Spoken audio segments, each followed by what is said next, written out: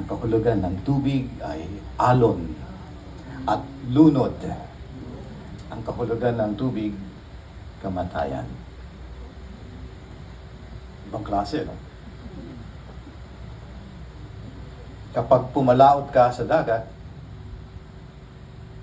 hindi ka nakasisigurong makabalik. Hindi mo laging tansya ang undertow o hatak ng mga alon.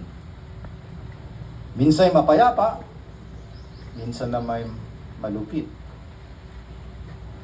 Ang tubig ay buhay, oo, pero ang tubig din ay alon na walang katiyakan o uncertainty.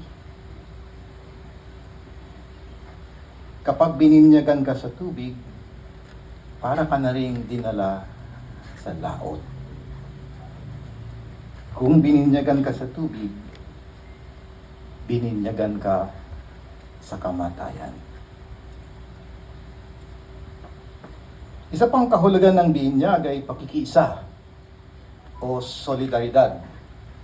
Meron akong kwento na baka narinig niya na, pero totoong kwento to. Nung ako'y Jesuitang novice, isa sa mga trial namin ay magtrabaho. At isa aking trabaho, ako ay naging apprentice mechanic sa isang talyer ng mga truck. Ako, kaya ko naman yung sasakyan na maliit, pero truck. At isa sa mga ginagawa ko ay nagpapalit ako po ng gulong ng truck. Nakapagpalit na ba kayo ng gulong ng truck? Mahirap. Malaki, mabigat. Isang araw, sabi ng mga mekaniko, Joe, ang pangalan ko nun, Joe.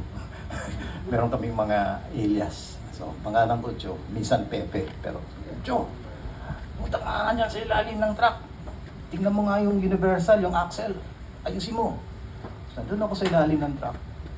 Naayos yung axle na yon. At biglang inon nila yung truck. Sira yung truck. So, talagang binugahan ako ng lahat ng usok at langis. Paglabas ko sa ilalim, kita nila ako itim dahil sa grasa. At tawa sila ng tawa. Sabi, nabinyagan na si Joe. Nabinyagan si Joe.